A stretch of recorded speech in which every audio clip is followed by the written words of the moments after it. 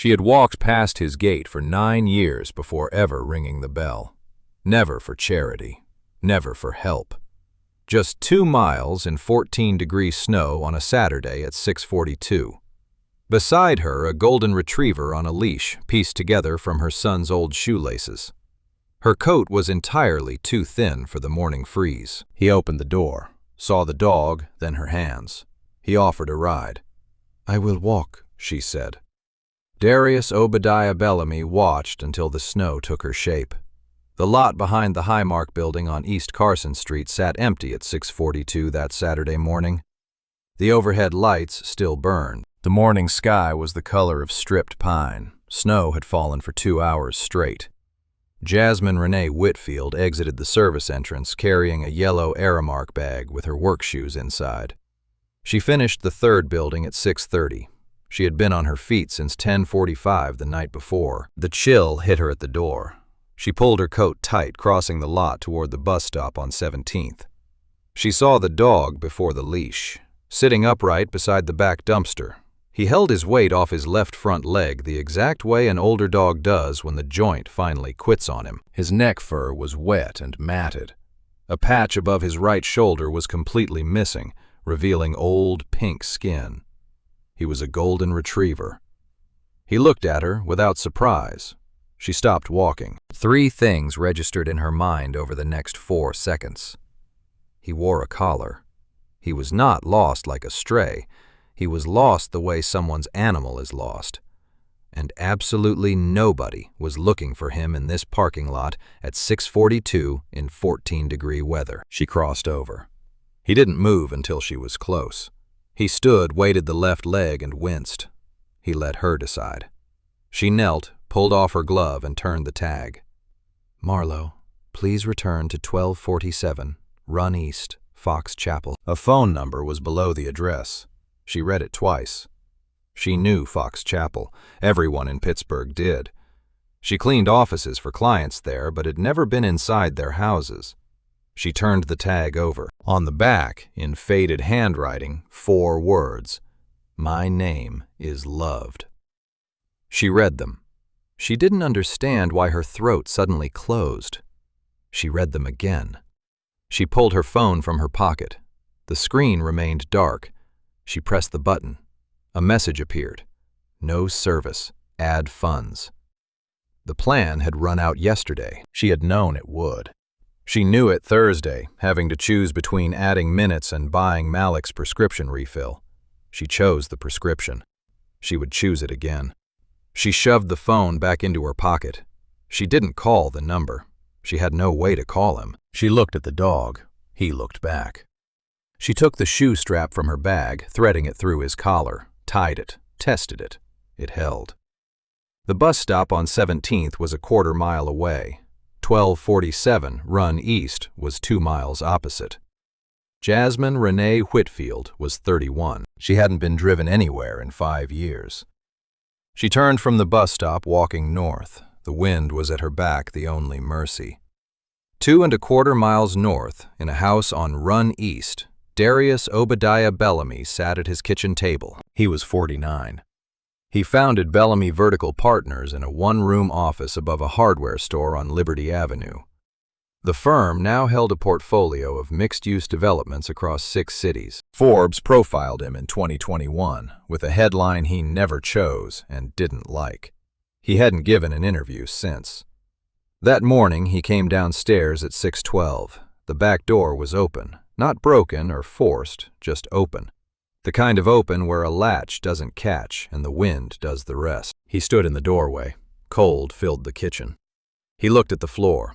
He looked at the space beside the island where the dog bed had been for 9 years, and still was. He went to the bed. The blanket was folded back. He touched it. Cold. He stepped outside. He stood on the patio in slippers, calling the dog's name once. He didn't call loud. He didn't call twice. He came back inside, closed the door, and sat at the kitchen table. He didn't call the police. Didn't call his assistant. Didn't call Winston Reginald Holt, who had managed his properties for 22 years and would be on a flight by lunchtime if asked. He didn't call anyone. He didn't move. He sat for 22 minutes. In that time, he didn't check his phone, make coffee, or turn on the light. He looked at the empty water bowl beside the refrigerator, refilled every morning since 2016. And he understood something he'd refused to understand for 14 months. Marlo was Imani's dog. Marlo leaving wasn't just a dog leaving.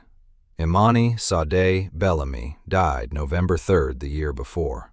Pancreatic cancer. 44 years old. She picked him from a Greensburg litter at 8 weeks old. Named him Marlo because she liked the sound of it. He was hers in the way dogs become someone's. He slept on her side of the bed when she lived, and on her side when she didn't. For 14 months, Darius hadn't changed anything in the house. Her books were still on the nightstand. The coat by the door hung where she left it. The dog still slept on her side of the bed. This morning, for the first time in 14 months, something of hers left the house. He didn't know yet the dog was found. He didn't know that 2 miles south a woman had already read the tag and pocketed her phone. He only knew the dog was gone. He didn't weep. He used up weeping 14 months ago, and it hadn't come back since. Marlo was a 9-year-old golden retriever, the last thing in this house to hear Imani laugh. The 1247 Run East gate was open when she arrived. 8:19. She had walked 97 minutes. Her left glove lost a finger on Beechwood Boulevard, and she hadn't noticed. Her lips were cracked. The skin under her eyes turned a color neither blue nor gray.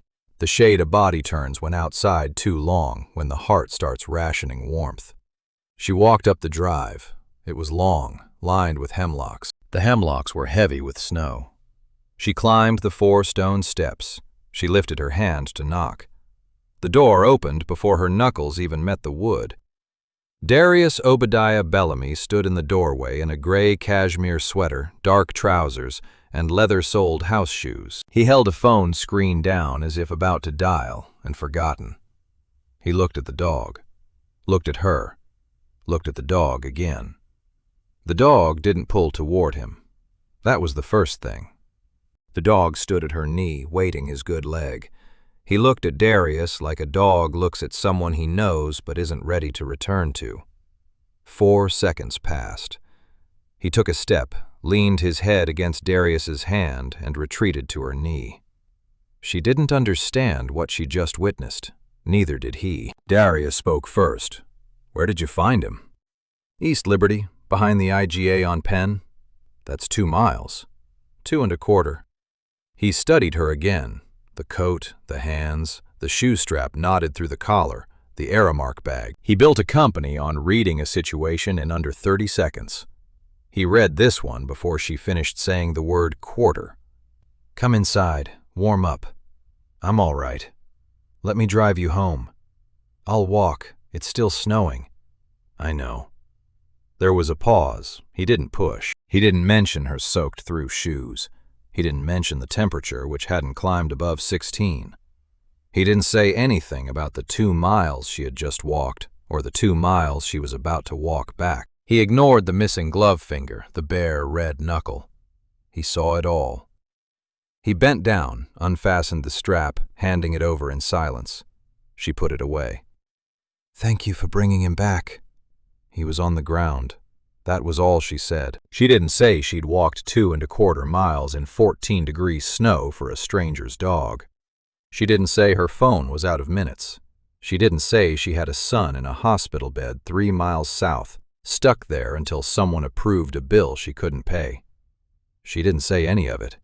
She just turned. She walked down the stone steps. She crossed the gravel drive in a straight line. The line someone walks when they've decided where their feet are going with no intention of stopping. The dog watched from the doorway. The dog didn't whine. The dog didn't pull at Darius's hand. The dog simply watched. Darius didn't close the door. He stood there until she reached the gate, until she turned south on the public road. He watched until the snow falling through the hemlocks caught her shoulders, returning her to the morning as a blurred walking shape. He did not know her name yet, did not know where she was going. He only knew he had seen someone walk exactly like that once before. Jasmine Renee Whitfield was 31 years old. A single mother for 7 years, she had not slept more than 4 straight hours in 11 weeks. She lived on the 3rd floor of a Larimer Avenue walk-up. Rent was $890. She made $14.75 an hour, scrubbing floors for Highmark, 6 nights a week, 11 to 7. 3 stops: Highmark 1, Oxford Center, then the federal courthouse on Liberty. But she had not always cleaned offices. At 22, she enrolled in nursing at the Community College of Allegheny County. 2 years in, carrying a 3.8, she was 1 semester from clinicals. Her preceptor had practically guaranteed a pediatric job at McGee within 6 months of graduating. Then came the pregnancy. She never saw it as a mistake, just a calculation that landed differently than she planned. She finished her current semester. She simply didn't enroll for the next. The child's father was Andre Demetrius Booker, 23 years old, extremely charming. He left Pittsburgh 4 months before Malik was born, paid 0 child support, paid absolutely nothing. In 2023, he got 7 years at SCI Pittsburgh for armed robbery. Jasmine filed state paperwork ensuring Malik would not visit until the boy could decide for himself. Signing it brought no triumph. She just felt like someone closing a door she should have shut earlier. Her mother, Patricia Louise Whitfield, died on an August Tuesday when Jasmine was 19. The death certificate read, "Complications from type 2 diabetes." The real cause was being uninsured for 2 years, managing her glucose with whatever she could afford. She finally walked into Allegheny General's emergency room one Tuesday morning simply because she could no longer feel her feet. Triage handed her a number. She sat in that waiting room for 8 hours and 20 minutes before anyone called it. By then, she was already past saving. Jasmine was sitting right there in the waiting room when it happened. She was the one who drove her mother there. She was the one who counted the hours. For 7 years after her mother's death, she never stepped inside a hospital voluntarily. Not until 2-year-old Malik went into his first sickle cell crisis. That night, she had 0 choice. She's been making the choice ever since. Malik Anthony Whitfield was diagnosed with sickle cell disease at 4 months. It is a hereditary blood disorder affecting about 1 in 365 black births in America. Healthy red blood cells are round and flexible. In a sickle cell body, they become crescent-shaped and rigid. They lodge in capillaries and block blood flow, causing a vaso-occlusive crisis. Mothers call it a pain crisis. That is what children feel. A single crisis runs $25,000 to $50,000 depending on hospital stays. Malik had been admitted 4 times last year. Jasmine quickly mastered the grim vocabulary of copays, formularies, prior authorizations, and out-of-network exceptions. She knew his medications like other mothers knew cartoon characters.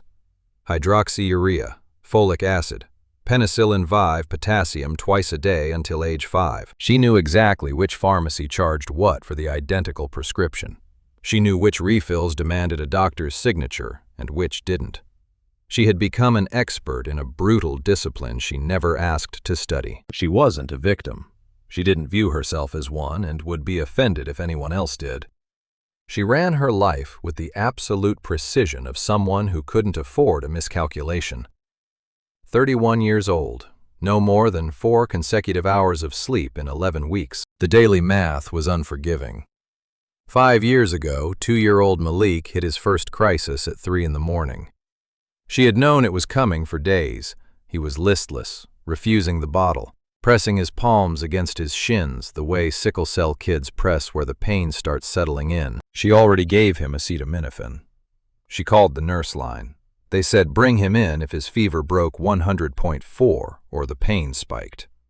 By 3:12 in the morning, his temperature was 102.8. She had nobody to call. Her mother was 4 years dead. Andre Demetrius Booker was somewhere unknown and wouldn't have answered anyway. The neighbor across the hall worked night shift at a Sheetz on East Carson. The bus simply didn't run on her street at 3 in the morning. The closest cab company stopped answering at midnight. She had a 2003 Toyota. She wrapped Malik in a blanket, buckled his rear-facing seat, and turned the key. What happened next, she remembers in pieces. She remembers the windshield wipers, a burnt-out street lamp on Stanton. She remembers crying without knowing it, making absolutely no sound. Just water running down her face onto the steering wheel. She remembers checking the rear view at every stoplight, making sure he was breathing. He was. She remembers the next light, then the next. At Penn Avenue and Negley, the light was red.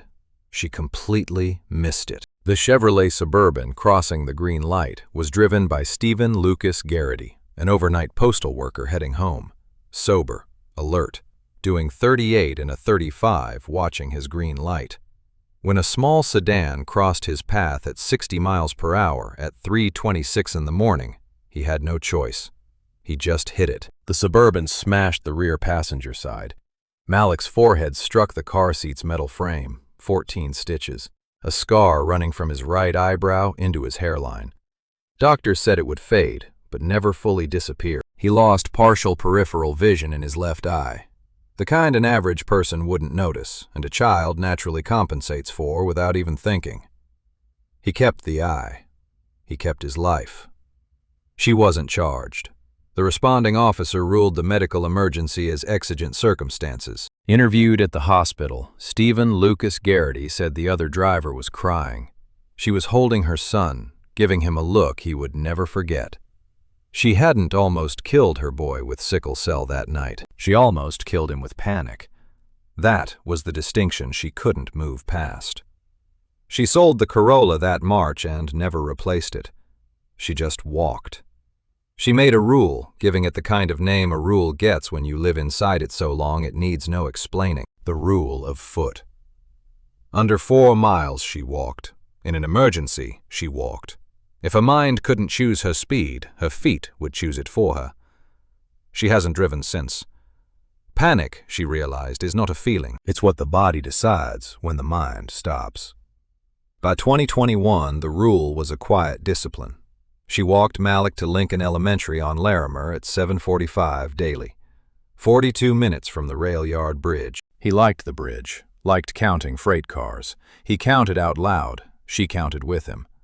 The rhythm of counting and walking just became the same rhythm. That was the rhythm of his childhood. She walked him to Dr. Olumide Adeyemi's office at UPMC Children's on Penn Avenue for every hematology appointment. 2 1/10 miles from home. 88 minutes with a tailwind, 94 without. She walked to the Highland Pharmacy for every refill. She walked him to the East Carson Library's Saturday story hour when he was well enough. Walked alone to her own clinic visits. To the Negley Food Bank when money ran short. To the bus stop for the longer route to a second job she occasionally worked at a Bryant Street laundromat. She knew the streets like some women know their children's faces. She knew the intersection at Penn and Fairmont, 22 seconds to cross on the white hand, 12 on the orange. She knew the bodega on East Liberty Boulevard opened at 5:45, 15 minutes early. The owner's daughter had Crohn's disease, so he understood needing something before the day officially began. She knew which block of Highland Park Bridge iced first in November, which held out until December, and which never iced at all, because the early sun caught the railing perfectly. She knew her city in a language it never spoke aloud. Malik knew the rule. He never questioned why his mother walked. He grew up inside that rhythm the way other children grow up inside a religion, and like any faithful child, he never needed it explained. He just needed it consistent, and it was. Back in first grade, his teacher handed out a workbook page asking for one true thing about their families. Malik drew 2 stick figures with feet planted firmly on the ground, a sun and a sidewalk stretching right off the page. Underneath in pencil, he wrote a single sentence. "My mom and I walk because it makes us stronger." Jasmine taped that paper squarely to the inside of her closet door. She looked at it on dark mornings before her shift, when the apartment was freezing, the radiator knocked, and Malik slept on the living room pullout. She was just trying to find a reason to put her shoes on. She had not built a life so much as a route through one. In a city defined by steep hills, Jasmine had become an absolute expert on the slow approach. 3 miles south of the parking lot where she found the dog, Malik Anthony Whitfield lay in a bed on the 6th floor of UPMC Children's Hospital, day 9. His 4th admission this year. A 12 by 14 room, pale blue walls, an east-facing window. A pulse oximeter clipped to his left index finger read 94. On the bedside table sat a hydroxyurea pill, a medication he would swallow with apple juice at 9 a.m. and again at 9 p.m. for the rest of his natural life. A pain chart hung by the door. 0 to 10 cartoon faces beside each number, the standard pediatric scale used, because 7-year-olds do not yet possess the vocabulary for what their own bodies are doing to them. Malik knew that chart by heart. He knew exactly which face matched which number. He actually stopped pointing at them a year ago. Now he simply stated the digit. He was a 4 when Jasmine walked in last night. This morning he was a 3. That was the direction they desperately wanted. The hydroxyurea was working. The blood transfusions held. His fever broke on day 3 and stayed away. In the clinical language of the ward, Malik was stable and trending toward discharge. His mother understood that sterile hospital language far better than she knew most people in her own neighborhood. Sickle cell anemia was a brutal discipline she never chose, yet had no choice but to master.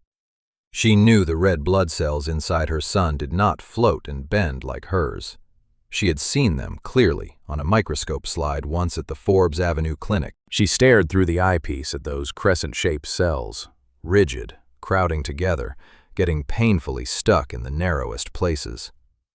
Right then she understood her boy's body was at war with itself in a language nobody had translated for him yet. She knew 100,000 Americans live with this condition. She knew 90% of them were black. She knew the median life expectancy for sickle cell patients in the United States hovered somewhere between 52 and 58 years old. Jasmine did that math during week 1.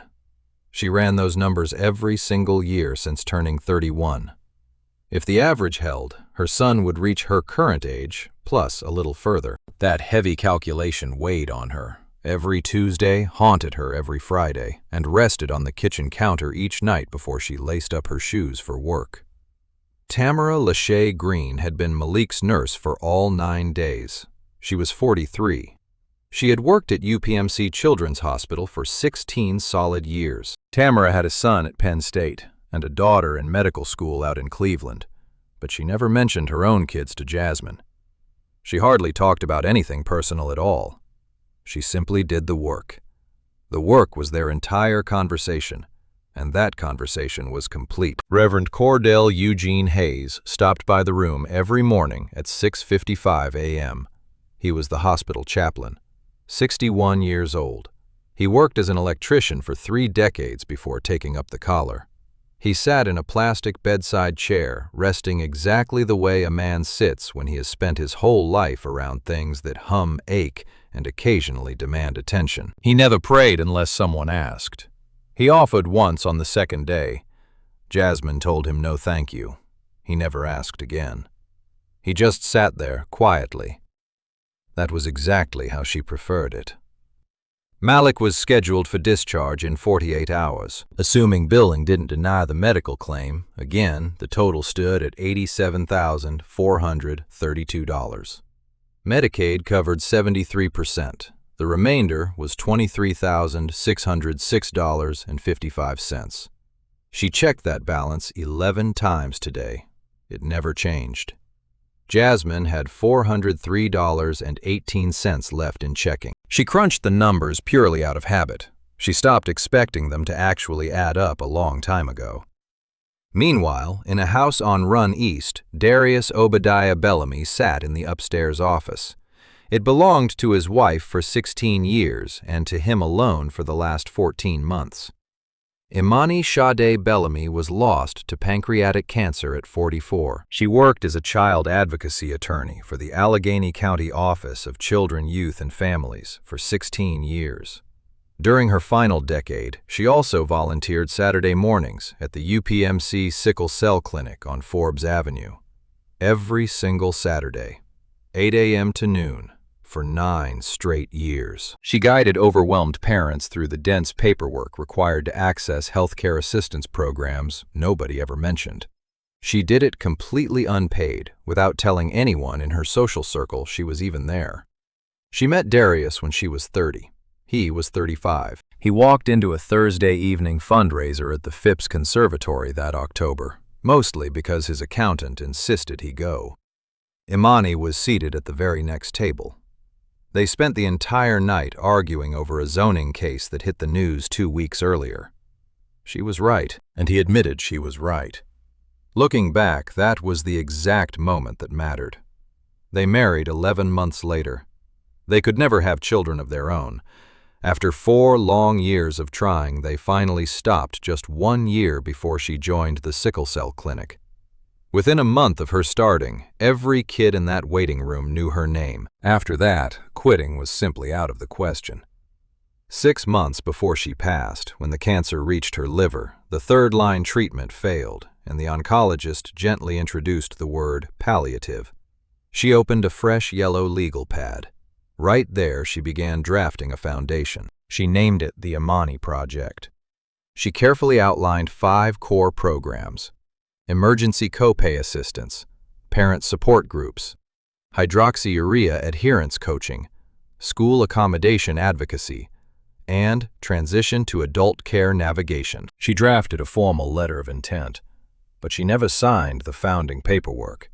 She simply ran out of time. 11 days after the funeral, Darius found that yellow legal pad tucked inside her desk drawer. He couldn't bring himself to open it for a year. He finally opened it the same morning the dog started following him from room to room, as if checking up on him. She also kept a journal, a small, leather-bound notebook hidden in her work bag. She wrote in it every Saturday night after leaving the clinic. She described the resilient mothers she met, the exhausted fathers, the grandmothers, but she never recorded real names. She only recorded what she witnessed. She wrote, "A mother today told me she sleeps in the stiff chair beside her son's bed because the chair is closer to him than the cot they offer. I had no answer for that. The grandmother on the 3rd floor sings to her grandson when his oxygen drops. The same song. Always the exact same song. I actually started waiting in the hallway just to hear it. The boy with the gap in his front teeth ran to me today like I was someone he knew. I didn't correct him. Honestly, I don't think he was wrong." 11 weeks before she died, Imani wrote an entry that started normally but took a turn. She wrote, "There is a mother who walks past the clinic on Saturdays. She has a boy, maybe 6 years old. He has the disease. She never comes inside. She always just walks past. I want to find her name." The sentence abruptly stopped right there. She wrote absolutely nothing else that night. 3 nights later, Imani was rushed to the emergency room with a fever she couldn't break. She never came home.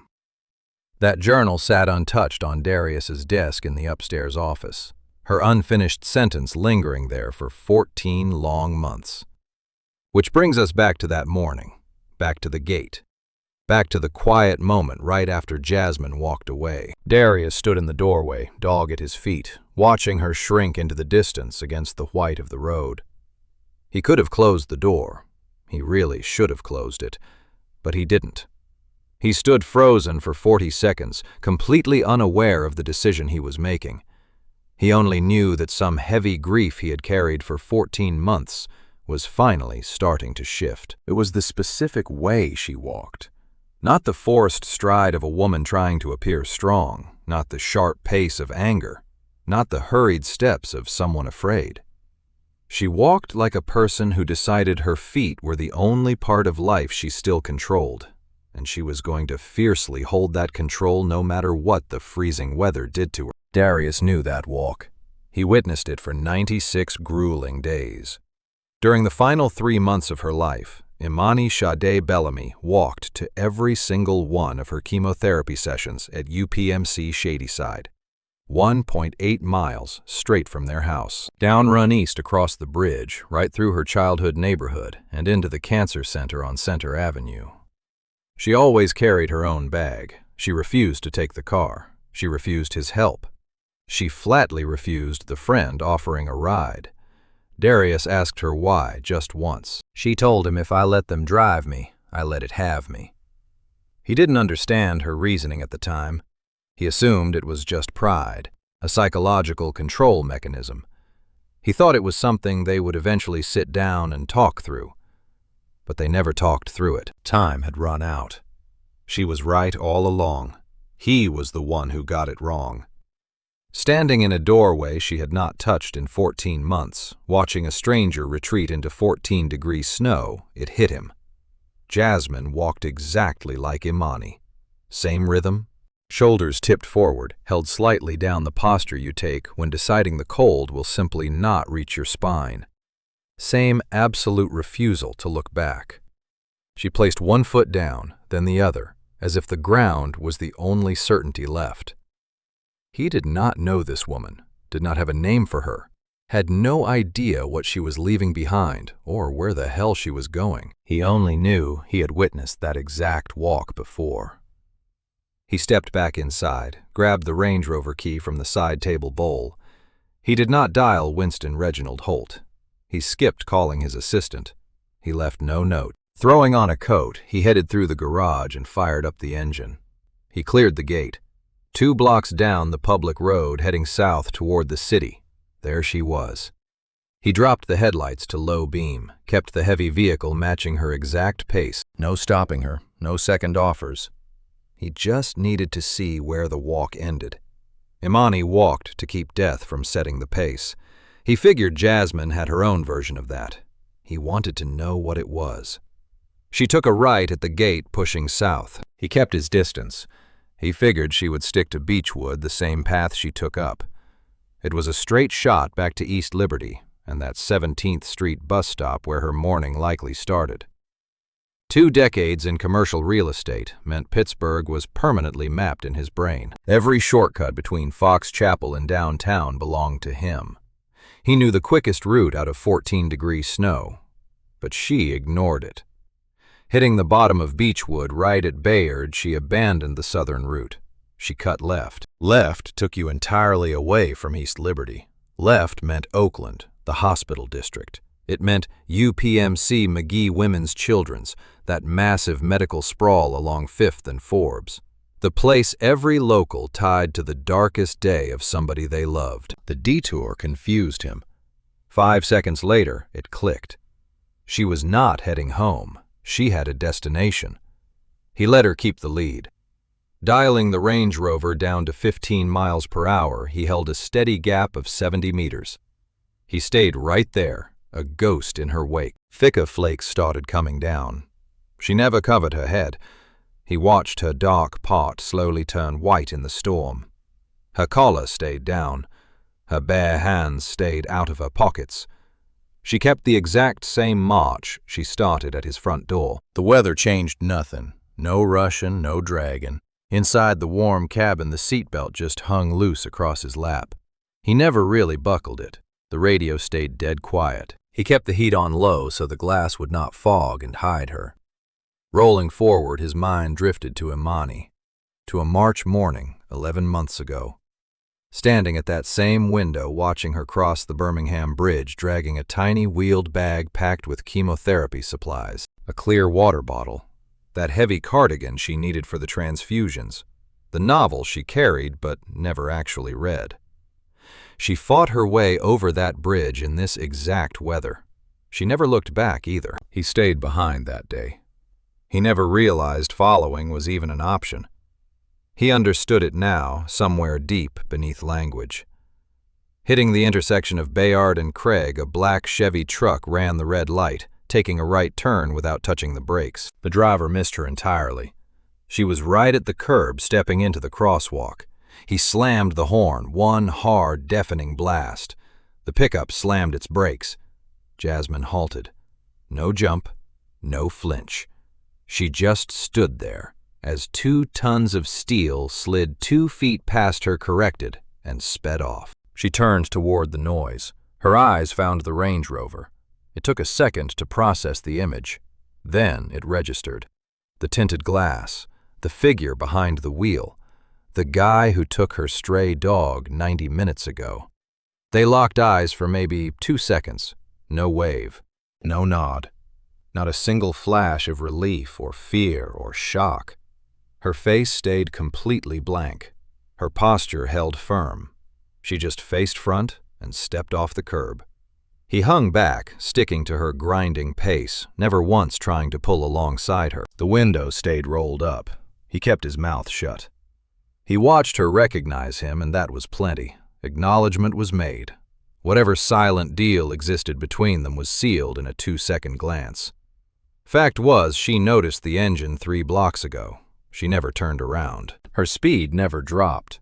The man trailing her was just a background detail now, like the brutal winter air you push through without thinking, even while feeling the bite on your cheek. She already knew who was driving. A second look was a waste of energy. The heavy gate had echoed shut. She counted the seconds between sounds the way she tracked everything. 70 meters back, a garage door groaned open. Then came the steady hum of an engine killing time.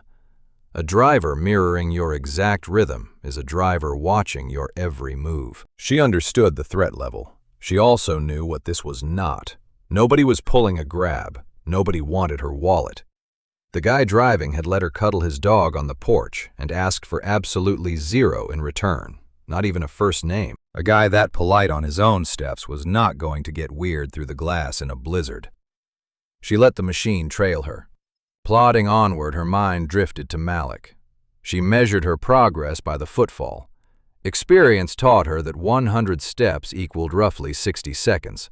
She counted by the 100. With every 100 steps, the same quiet mantra played on a loop. He is coming home. He will survive this. He is coming home. She kept it buried inside. Speaking the words into the air had stopped feeling safe by year 2. Spoken wishes were just fragile superstitions. Silent thoughts felt heavy like gravity. Her mind wandered to the metal tag on that collar. She could not figure out why the engraving made her lungs tight. My name is loved. 4 simple words. She had no clue who hammered them into the steel. She wondered what sort of grief or joy made a person carve a message with such force. The timing of finding it today, this morning, of all possible mornings, made no sense to her. She just pushed through the powder. Approaching Bayard and Craig, a violent honk erupted right as a black pickup swerved into her crosswalk. She froze. The warning was familiar before she even turned around. That engine had been her shadow for 15 minutes. She knew exactly where the blast originated.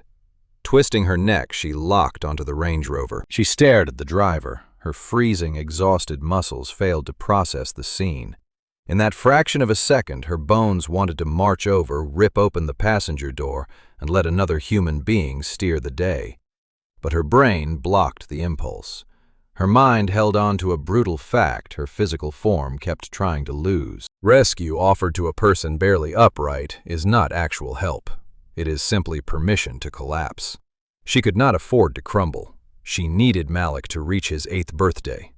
Squaring her shoulders, she resumed the march. Hitting Forbes Avenue, she crossed right in front of UPMC Children's Hospital at 9:42. The Range Rover parked against the opposite curb. He never opened his door. Cutting the engine, he gripped the wheel and held his position. She slipped through the revolving glass doors. White flakes turned to water the second she cleared the threshold. Her coat shoulders went dark. The hem leaked, forming a dirty puddle around her boots. The lobby radiated that stale, suffocating hospital heat, built to strip the winter out of families before they faced real choices. The front desk receptionist lifted her head. 9 straight days on rotation meant she recognized Jasmine like a doorman knows a tired tenant.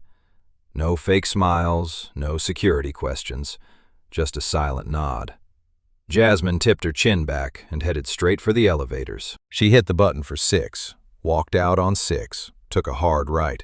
She drifted past the nurse's station, the cloudy playroom ceiling, and that supply closet where she once hid for 9 long minutes to keep from sobbing in public. Room 612. The heavy door eased open. Malik was up, propped against a pair of pillows. Clear fluid dripped down the IV line. The plastic clip on his tiny finger pulsed a steady 94.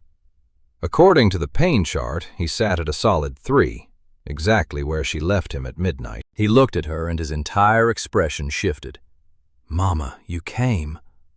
"I always come," she replied. She crossed the room in 3 strides, sat right on the edge of the mattress. She kissed the crown of his head. She said absolutely nothing about the dog, kept quiet about that long walk. She mentioned nothing about the man in the Range Rover parked at a curb across the street. She just took his hand. Tamerla Shea Green rolled in 2 minutes later with the morning vitals cart. She offered no greeting. She studied Malik, looked over at Jasmine. She delivered only the message she had brought. The financial office had called up. "They want to see you." Jasmine stood up. She squeezed Malik's hand, promised she would return shortly. He nodded, the same way he nodded at everything she told him. She made her way down to the 2nd floor. The financial counseling office sat at the end of a hallway. It was lit far too bright for the kinds of truths people heard there. The woman behind the desk wore a nameplate, Diane Patrice Hollis. She had a folder open. She glanced up with a small professional smile, the practiced look of someone used to delivering both kinds of news. "The bill," she announced, "has been paid in full." Jasmine sat down. She stayed completely silent. By whom? An anonymous donor. Anonymous from where? The woman behind the desk checked her folder, then met Jasmine's eyes again. "That is all I am authorized to share." Jasmine stared at the file. She studied the woman's face. She focused on the small, embossed hospital seal stamped on the letterhead. She refused to cry. She offered no thanks. She did not ask her question a second time. She stood up and walked right out. She took the stairs all the way back to the 6th floor. An elevator would have given her too much time to think. She returned to room 612, sat down beside her son. She kept the $23,606.55 to herself, a debt erased by someone hiding their identity. Jasmine put no faith in luck. Jasmine believed in receipts. He remained inside the Range Rover with the engine dead. Snow piled up across the windshield. He sat perfectly still for 9 minutes. Then he grabbed his phone. He called Winston Reginald Holt. Winston was 67 years old. He had served as Darius's property manager, assistant, fixer, executor, and loyal friend for 22 years. He had answered calls at 6 in the morning, 2 in the afternoon, and 11 at night, across 3 decades and 4 time zones. He had never once demanded a reason before Darius offered one. Now Darius spoke. "I need you to contact UPMC Children's Billing." Winston stayed quiet for 2 full seconds. Then he agreed. Asked what exactly he was hunting for. "I need a list of every unpaid pediatric admission over the past 2 weeks. The patient name is Malik, under 10 years old, sickle cell." Winston asked how urgent. The answer was today. 23 minutes later, Winston called him back. He found 3 matching records. 3 separate boys named Malik, admitted to the 6th floor at UPMC Children's over the past 14 days for sickle cell complications. All under 10, all carrying outstanding balances after Medicaid paid its share. Darius refused to ask which one belonged to a mother braving 14-degree snow. He ordered Winston to pay all 3. Winston hesitated. "All 3? "Yes, all 3. Wire transfer from an individual account, never corporate. Do not run it through the foundation or the firm. Clean personal money, no tax deduction. Purely an anonymous donor. The hospital cannot disclose the source under any condition. Full confidentiality protocols. These mothers do not get a name. Not today, not ever, unless I decide otherwise." Winston asked for the total. $187,412.16. Expedited. "It clears by close of business." He hung up, dropped the phone onto the passenger seat. He stared at the front entrance of the hospital straight across Forbes Avenue. She never emerged. He waited another 17 minutes, and still she did not appear. He already knew she would stay. Any woman who marched 2 miles through 14-degree snow to return a stranger's dog would never abandon her son's bedside before discharge. She would sleep in the chair right beside him. She had likely occupied that same chair for 9 nights straight, and she would sleep there for 2 more. He could have stayed. He could have crossed the street, requested the room number at the desk, stood in the doorway and explained himself. He chose not to do that. She had never asked him to. She had never asked him for a single thing. He started the engine, flipped the wipers on. He pulled away from the curb, drove back through Oakland and Shadyside, following the river road toward Fox Chapel. The silence inside that car was a weight he had carried for 14 months. Yet now, for the very first time, it was not the only silence in his life. He parked in the garage at 12:41. The dog waited patiently by the door.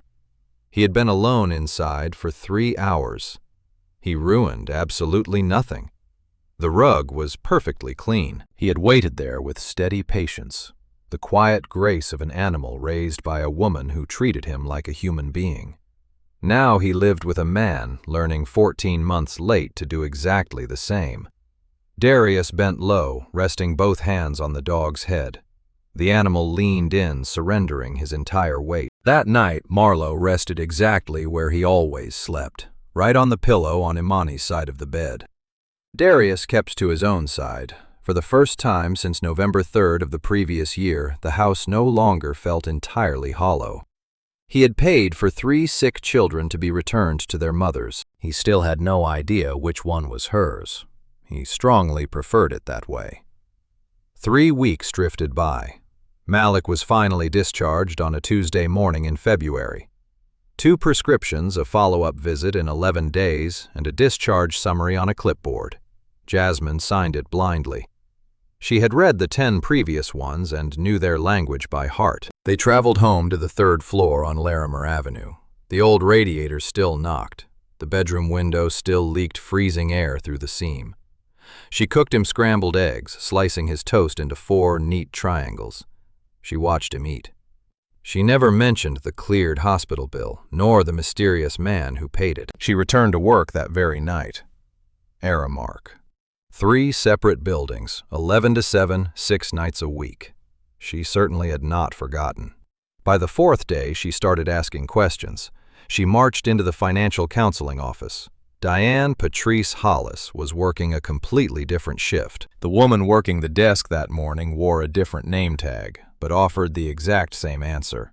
The donor remains anonymous. We are not authorized. Jasmine headed to the patient advocacy office. They lacked authorization too. She climbed to hospital administration up on the 3rd floor. A woman with an incredibly polite voice explained the situation. The gift was given under strict donor confidentiality. Any disclosure meant violating that legal agreement. Was she entirely sure she wanted to pursue this through formal channels? Jasmine admitted she had no desire to pursue anything through formal channels. She only wanted the truth. The woman with the polite expression apologized. By the 7th day, Jasmine found the chaplain's office on the 5th floor. Reverend Cordell Eugene Hayes sat behind his desk. A mug of decaffeinated coffee rested in front of him. It had gone cold the way coffee in a chaplain's office always goes cold. She took the seat directly across from him. She held back her question. She still had not figured out the right way to phrase it. He studied her over the rim of his glasses. He never asked why she was there. He simply asked if she had returned the dog. The small room went dead quiet. She gave no answer. She stood up, thanked him for his valuable time. She walked straight out of his office, down the stairwell, through the busy lobby, and right across Forbes Avenue. She refused to stop walking until she completely cleared the hospital block. Even then, she kept moving.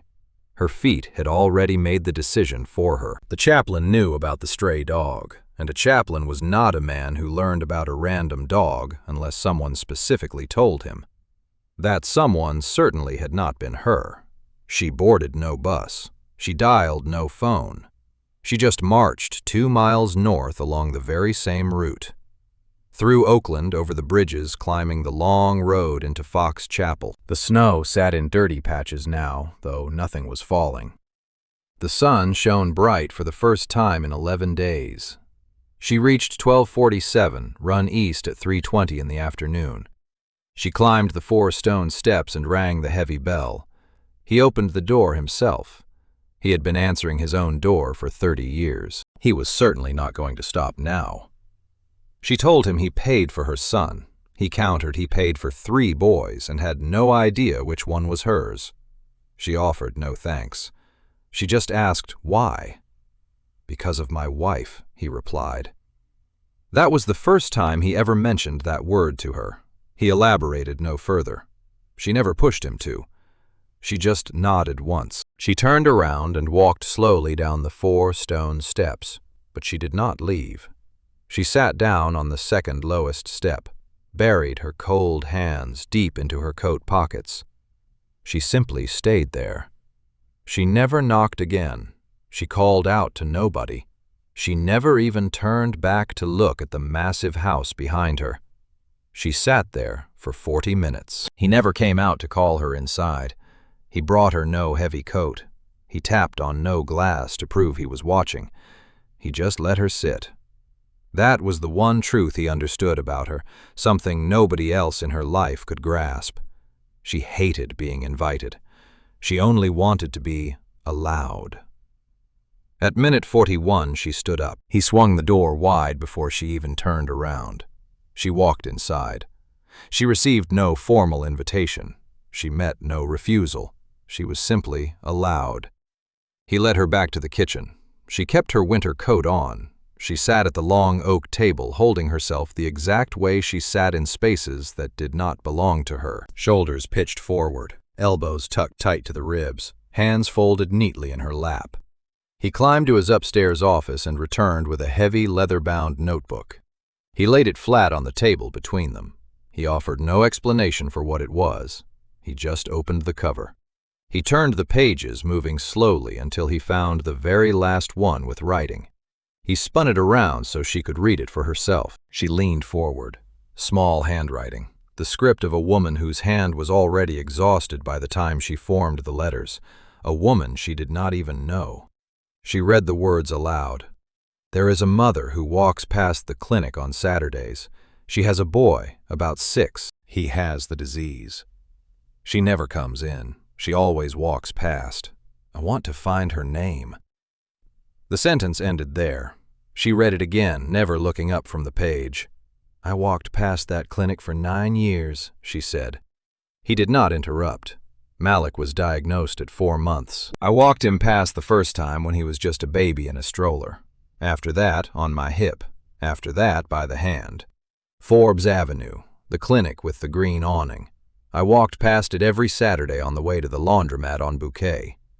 She stopped talking. "I did not go in," she said, "because I did not have the insurance to go in. It was free if you qualified, but if you fell short, those medical bills could follow you for years. I absolutely refused to take on debt I could not pay. So I kept walking, looking at that green awning. I said a quiet thank you in my head for the staff inside, doing the work for the children whose parents could actually fill out those forms. Then I just walked on." She paused. "I never went in," she told him. "Not once. Not in 9 years. Darius said nothing. I had no idea a woman was watching me from inside that building. She did not know what to do with her hands now. He told her the woman's name was Imani Bellamy. He said she had wanted to know hers. The kitchen went entirely silent. That heavy quiet that only falls when a woman dead for 14 months is finally introduced to the stranger she was searching for. Jasmine sat perfectly still. She looked at the page. She stared at the dash. Right at the exact spot where Imani's pen had stopped, on a Saturday night 11 weeks before her death. Right in the middle of trying to name a mother she had only ever seen from behind. Jasmine pulled the pen from the binding of the journal. She did not ask for permission. She did not even glance up at Darius. She pressed the ink to the paper right beside that dash. She spoke her name out loud first. "My name is Jasmine Renee Whitfield." Then she wrote it down. In her own handwriting, filling that small, empty space after the dash, she anchored her identity into the page. Jasmine Renee Whitfield. She set the pen aside. The passage now read, "There is a mother who walks past the clinic on Saturdays. She has a boy, about 6. He has the disease. She never comes in. She always walks past. I want to find her name. Jasmine Renee Whitfield." The sentence was complete. It had waited 14 months for an ending. Darius gripped the edge of the table simply because he had nowhere else to put his hands. Jasmine pressed her palm flat against the paper. She did not cry. She had drained that well years ago, somewhere between Penn and Negley, and the 8th hour in a waiting room at 19. She just kept her hand resting on the page. 2 women who had never spoken were finally meeting. One alive, one gone. The journal could finally close. 6 months later, the Imani project opened its doors. The headquarters sat on Forbes Avenue, exactly 3 doors down from the sickle cell clinic with the green awning. Same block, same side of the street. It caught the same Saturday morning sunlight at an angle Imani would have recognized instantly.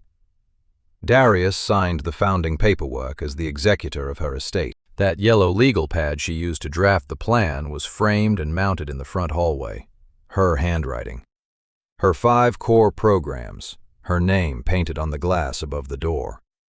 The 5 initiatives were these: emergency copay assistance for families whose health insurance fell short during a crisis admission, support groups run by parents who had survived the healthcare system and could guide new families without sounding like a sterile pamphlet, adherence coaching for hydroxyurea because the medication preventing the pain crises had to be taken daily, and every single day feels like an eternity when you are only 7. School accommodation advocacy for kids whose medical absences and pain episodes were getting punished as behavioral issues by districts that fundamentally misunderstood the disease, and navigation for transitioning to adult care. Because sickle cell patients who turn 18 do not magically stop having the condition. They just lose the pediatric healthcare team that kept them alive. Imani had not invented these concepts from scratch. Similar programs already existed, scattered across groups like the Sickle Cell Disease Association of America. What she did on that yellow notepad was gather them all under one roof and fund them properly. What she failed to do was live long enough to see it built. Darius had offered Jasmine the executive director role on a Thursday evening in March. She immediately said no. The salary was 4 times what she pulled in at Highmark. She simply refused to accept 4 times her perceived worth for a title she felt she had not earned. He did not argue. He just sat across from her at the kitchen table in that Fox Chapel house and slid open a folder. He showed her the hard numbers. 100,000 Americans living with sickle cell disease, 90% of them Black. Average out-of-pocket cost for a family managing a sick child, $44,000 a year. Medical bankruptcy rate among those same families, 38%. He laid out data from the Sickle Cell Disease Association, the National Institutes of Health, and a health economics study from the American Journal of Hematology. He did not ask her to get emotional over the statistics. He just asked her to read them. She read for 2 straight hours. At the end of the 2nd hour, she finally said yes. She did not agree out of gratitude. She said yes because those numbers were the exact reality she had lived inside for 7 years. And she had never seen them written down by someone who actually planned to fix it. She handed in her 2-week notice to Highmark on a Friday. She started at the Imani project that Monday. She never moved to Fox Chapel, never moved into the house on Run East. She kept her apartment on Larimer Avenue, paid her own rent, walked to work. Malik Anthony Whitfield turned 8 that May. He blew out the candles on a cake his mother baked in that very same Larimer Avenue kitchen. 8 candles, blue frosting, a drawing of a freight train car on top because he still loved counting them from the Highland Park Bridge. He did not yet realize his mother was now someone whose name was stamped on the side of a building down on Forbes Avenue. He did not need to know that yet. He just needed to be 8. On a cold Saturday morning in October, Jasmine Renee Whitfield left her apartment on Larimer Avenue and started walking south, the exact route she had taken for 9 years. Down the hill across the bridge past the bodega on East Liberty Boulevard that unlocked at 5:45. Through Oakland, along Forbes Avenue, past the clinic with the green awning. Except she did not walk past it anymore. She walked into the brick building 3 doors down. The air felt biting. The sky was bone white. Snow had started falling about an hour before she ever left home. Not a heavy snowfall, not yet anyway. Just the kind of flurry Pittsburgh sends as a warning before the real storm hits. She walked the way she always did. Same rhythm, same squared shoulders, same stubborn refusal to let the weather dictate her pace. Exactly 70 meters behind her, a dark Range Rover crawled along at the speed of a walking woman. She knew. She had known since the second block. She heard the iron gate close on Run East. She heard the low rumble of the engine. She felt the heavy car trailing her the way you feel a hand hovering near your spine before it makes contact. And he knew, she knew. They had been doing this dance for 3 months now. Not every Saturday, not on any set schedule, just sometimes. He would follow and she would walk. Neither of them ever spoke about it. Neither of them really had to. She never turned around, not out of pride, not out of pedestrian stubbornness, and not because she feared what turning around might mean. She kept her eyes forward because she did not need to look. The green awning passed on her left. 3 doors later, the office. The bold letters on the glass, the Imani project. She stopped at the door. Behind her, the Range Rover pulled to the curb across the street. The engine cut out. The driver door opened and shut. She heard his heavy footsteps crunching on the pavement. Then she heard them stop. He did not walk up to the door. He did not reach out for the handle. He just stood there on the sidewalk and waited. She finally turned. He was standing 6 feet away, wearing a gray coat. The dog was not with him. Marlo stayed in the back seat of the car, chin resting on the cold window ledge, watching them both with the quiet patience of an animal who had outlived the human who named him, deciding that simply watching was enough. "I will walk," she told him. It was the 4th time she had spoken those exact words to him. The first time was a sharp refusal. The second time was a boundary. The third time felt like a habit. But the 4th time, that was an invitation. "Then I will walk with you," he replied. They stepped inside together. The glass door closed. The snow just kept falling. The city did not even notice. Marlo lived for 3 more years. He passed away on a Tuesday morning in November at the age of 12. He died on the pillow on Imani's side of the bed. His collar tag still read, "My name is loved." I want to step outside the narrative for a second here. This story is pure fiction. Darius Obadiah Bellamy is not a real person. Jasmine Renee Whitfield is not a real person. Malik Anthony Whitfield is completely fictional. That house on Run East does not actually exist. The Imani project exactly as described here does not exist. But the numbers are entirely real. 100,000 Americans are living with sickle cell disease right now, and 90% of them are black. Managing a child with this disease costs an average family $44,000 out of pocket every single year. 38% of those families will inevitably face medical bankruptcy, and the median life expectancy for a sickle cell patient in the United States, it sits somewhere between 52 and 58 years of age. These figures are not guesses. They come straight from the National Institutes of Health, the Centers for Disease Control, and the Sickle Cell Disease Association of America. They are not dramatized. They are not rounded for effect. They just are. And the pattern woven through this story, a single mother walking miles through weather that should have stopped her, simply because taking a ride meant accepting a kind of help that costs far more than it gives, none of that is invented. That pattern exists in every single city across this country. It lives in Pittsburgh and in Chicago, in Memphis and in Houston, and likely in the very town you are sitting in right now. I wrote this story for one reason. I wanted to put a name to something that rarely ever gets one. Not poverty.